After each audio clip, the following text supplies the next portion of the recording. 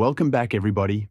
Today, I'm going to show you how to make this cool, glowing glass block using the magic of Affinity Photo 2. It's really pretty easy to do if you have a few tricks up your sleeve. I started by going to File, Layer, and adding a new fill layer. I'll color it black to give the glowing effect a good contrast to work with. Next, I'll go to my Shapes tool drop-down in the left-hand toolbar and select the Rectangle tool. I'll hold the Shift key while dragging the cursor to for a perfect square. Then, I'll click the color box in the upper toolbar and use the color wheel to change it to white for now so that I can see it. Then, I'll use my Place tool, or go to File Place in the menu to open up an image of glass that I downloaded from texturelabs.com. I'll select the file and then drag it into my screen where I want it. After that, I'll drag the glass layer onto the shape layer to embed the glass image onto the square. Now, I'm going to click on the FX button at the bottom of the Layers panel.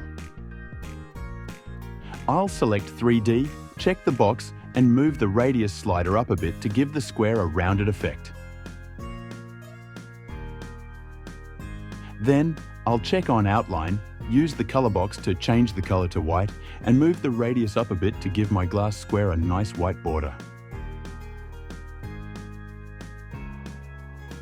Okay, now I'll use the corner nodes to make the glass square a little smaller. Then, I'll go to the Adjustments button at the bottom of the Layers tab and select Recolor. I'll go with the default shade of red. Then, I'll drag the Recolor adjustment layer onto the square layer. After that, I can click Command or Control J 3 times to make 3 more duplicates. I'll move those into place so that I have a 4-paneled square.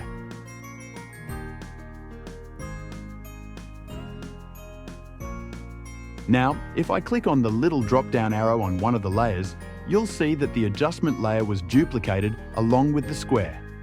This makes it easy to adjust the color in each of them. I'll do that for the 3 new squares. All you have to do is click the drop-down, then click the Recolor adjustment and move the slider to get a new color. While I'm doing that, feel free to hit those like and subscribe buttons. It really does help small channels like mine bring fresh content to you. Alright, now I'm going to group all of these squares together by dragging a box around them with my Move tool and then clicking on the Group button at the bottom of the Layers panel. Then I'll right-click on the group layer and scroll down to Rasterize. This will create a single pixel layer out of the group. Next, I'll go to the FX button at the bottom of the Layers panel, select 3D, check the box, and move the radius slider up a bit to give the edges a bit of a rounded look. Alright, that looks good.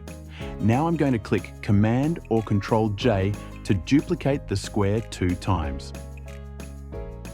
I'll move one on top of the other so that they are touching. And I'll hide the third for now, just to get it out of the way.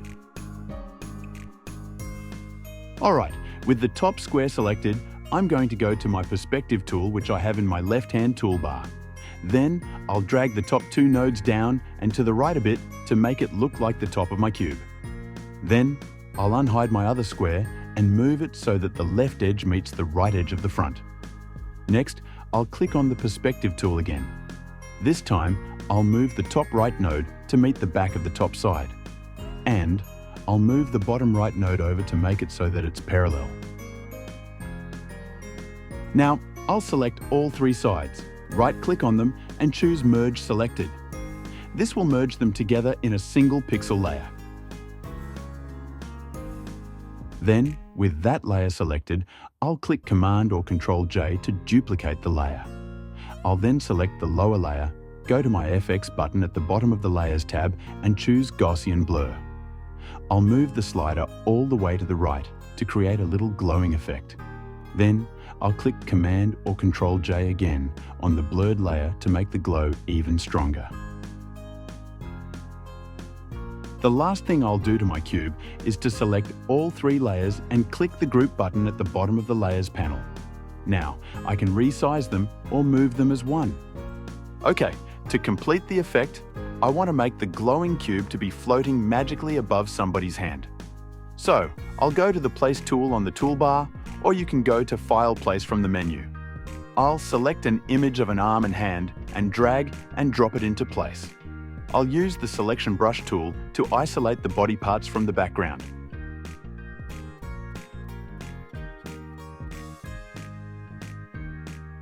and then check my selection by using the Refine tool.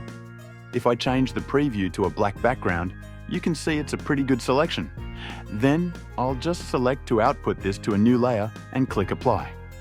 Now, I'll drag on the corner nodes to make the image a bit bigger and move it to the side so it's coming in from off screen. And then I'll move the cube into place above the hand.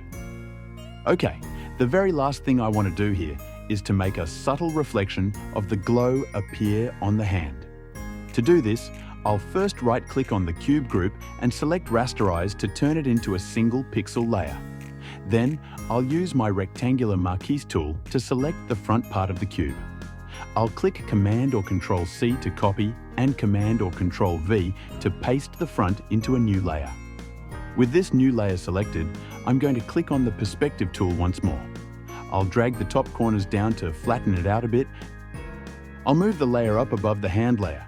And then I'll use the Perspective tool to keep working it until the colors appear to be hovering just over the hand. Okay, now that I have it where I want it, I'll go to my Live Filters button at the bottom of the Layers tab and move the slider way up to give a little extra glow above the hand. Alright, that's about it for today.